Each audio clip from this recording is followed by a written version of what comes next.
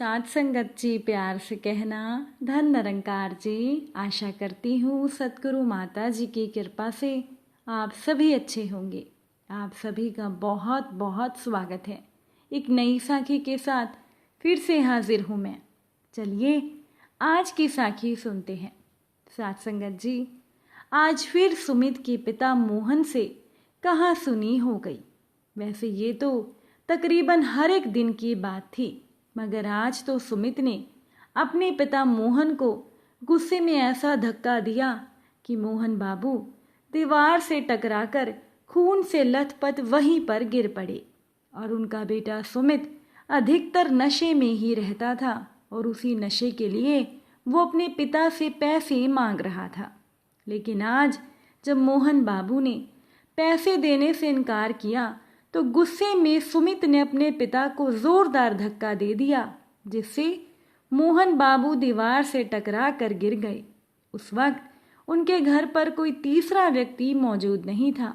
मोहन बाबू की पत्नी सुधा और उनकी बहू सुगंधा मंदिर गई हुई थी और उनका घरेलू नौकर दीपू सामान लाने के लिए बाजार गया हुआ था। जब नौकर दीपू सामान लेकर घर लौटा तो मोहन बाबू को जमीन पर खून से लथपथ देख उसने एम्बुलेंस मंगवाई। अस्पताल में डॉक्टरों के बहुत पूछने पर भी मोहन बाबू ने असलियत नहीं बताई। बस इतना ही कहा कि वो सीढ़ियों से गिर गए थे। उन्हें कुछ दिनों तक नर्सिंग होम में ही रहना था। अब 70 साल की उम्र में हड्डियां कब आसानी से जुड़ती हैं। अपने ही पुत्र के किए पर मोहन बाबू की आंखें नम थी और दिल भरा हुआ था। नौकर द्वारा फोन करके बताने पर मोहन बाबू की पत्नी और बहू भी अस्पताल पहुंच गए। अभी वो मोहन बाबू से सब कुछ जान ही पाई थी कि सुबह कैसे सुमित ने उन्हें धक्का दिया कि तभी फैमिली वकील का अस्पताल में आगमन हो गया। वकील को देखकर मोहन बाबू की पत्नी सुधा हैरानी से पूछती है कि इन्हें यहाँ पर किसने बुलाया। तब मोहन बाबू कहने लगे कि इन्हें मैंने ही बुलाया है और वकील साहब से कहने लगे कि क्या कागज़ तैयार हैं। तब वकील साहब कहने लगे कि जी। तब मोहन बाबू ने थोड़ा पढ़कर तुरंत वो पेपर्स साइन कर दिए। मोहन बाबू की पत्नी सुधा कहने लगी कि ये सब क्या है, आप जल्दी ठीक हो जाएंगे। तब मोहन ने कहा, ठीक तो मैं हो जाऊंगा, मगर जो गलतियां मैंने की हैं उसे मुझे ही ठीक करना है। मैंने अपनी तमाम संपत्ति बहू के नाम कर दी है। ये सुनकर मोहन बाबू की पत्नी सुधा बहुत गुस्सा हो गई और कहने लगी कि मेरे जीते जी सारी संपत्ति का मालिकाना हक बहू को देने का क्या मतलब है। तब मोहन बाबू कहने लगे कि सुधा, हम बूढ़े और कमज़ोर हो गए हैं।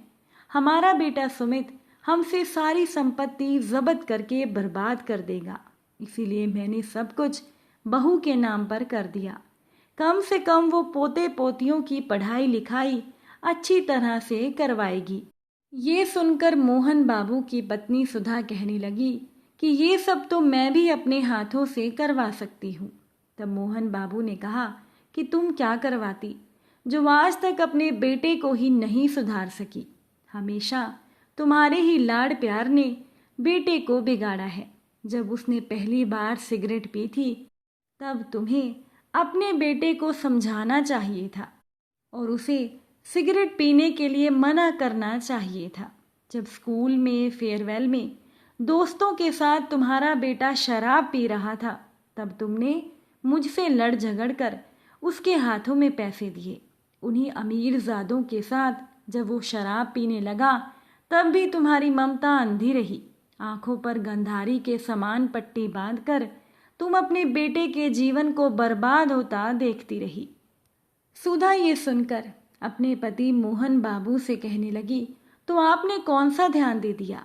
आप भी तो पैसा कमाने की धुन में घर से बाहर रहे। मैं अकेली बेटे को कितना संभालती। तब मोहन बाबू ने कहा कि मैं काम कर रहा था, मैं धन इकट्ठा कर रहा था, मगर अब मैं पछता रहा हूँ कि पैसे के लिए मैंने ध्यान नहीं दिया। जो हो गया उसे तो मैं बदल नहीं सकता, मगर भूल को सुधारने की कोशिश मैं कर सकता हूँ। इसीलिए अब मैं संपत्ति को नेक कर्म में लगाना चाहता हूँ।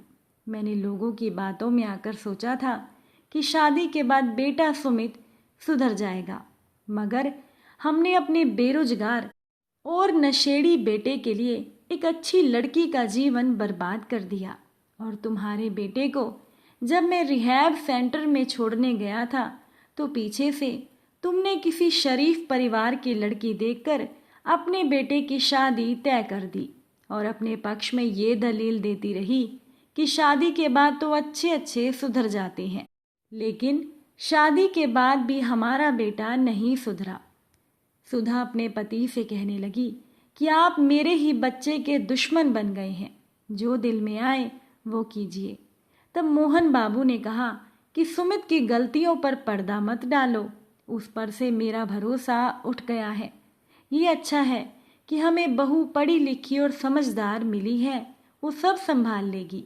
अब सही समय आ गया है कि बेटे को फिर से रिहैब सेंटर में भेज दिया जाए और जो भी मकानों से किराया आ रहा है बहू उससे बच्चों की पढ़ाई और उनकी शादी भी अच्छी तरह से करवा देगी। तभी मोहन बाबू की पत्नी सुधा कहने लगी कि क्या आप मेरे लिए कुछ नहीं रखेंगे? तब मोहन बाबू ने कहा कि मेरी पेंशन तुम्हारे खाने पहनने और ज़रूरतों के लिए काफ़ी है। जानती हो कि एक लड़की क्या क्या सपने लेकर ससुराल आती है, और हमने बहू सुगंधा को क्या दिया, एक शराब के नशे में डूबा हुआ इंसान। अब तुम्हारी यही सजा है कि तुम बहू को संपत्ति का एकाधिकार दे दो। अब गुस्से से सुधा जी तिलमिला उठी और उन्होंने बहू पर हाथ उठा दिया। ये देखकर सभी सन्न रह गए। एक बार तो उनकी बहू सुगंधा को भी विश्वास ही नहीं हुआ कि ये हाथ उस पर उठ रहा है। वो चुपचाप कमरे से निकल गई और मायके जाने के लिए अपना सामान बांधने लगी। जब तक सब उसे रोकते उसने घर छोड़ दिया था। साथ संगत जी, सुधा जी ने सपने में भी ये नहीं सोचा था कि उनकी बहू घर छोड़कर चली जाएगी। हार कर सुधा जी ने सुगंधा के आगे हाथ पांव जोड़े और उसे मनाकर घर ले आई।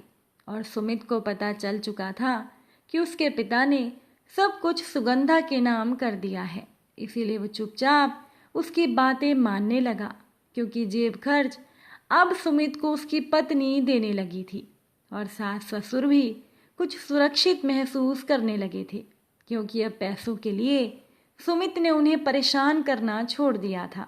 उसे ये विश्वास हो गया था कि जो भी उसकी पत्नी का है वो उसका ही है और बच्चों का ही है। अब अपनी पत्नी के कहने पर और बच्चों के अच्छे भविष्य के लिए सुमित रिहैब सेंटर जाने के लिए भी तैयार हो गया। आखिर कुछ महीनों की देखरेख में अब सुमित नशे की कैद से आज़ाद हो गया था।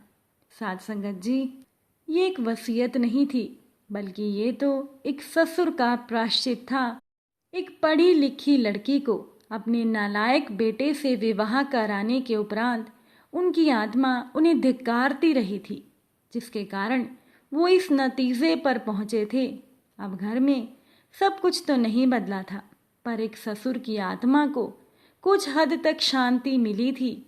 उनके हाथों हुए अपराध की कोई माफ़ी नहीं थी, पर वो तड़प जो बहू के निर्दोष चेहरे को देखकर उठती थी और ससुर को गलानी में डुबोती थी, वो अब शांत हो गई थी। साथ संगत जी, सुगंधा अपने पिता समान ससुर के फैसले से एक नया जीवन जी रही थी और वो अपनी सास ससुर की बेटी बन आजीवन उनकी सेवा करती रही। आप सभी को ये साखी कैसी लगी कमेंट द्वारा ज़रूर बताइएगा। फिर मुलाकात होगी आपसे नई साखी और नए विचारों के साथ। साथ संगत जी प्यार से कहना, धन निरंकार जी।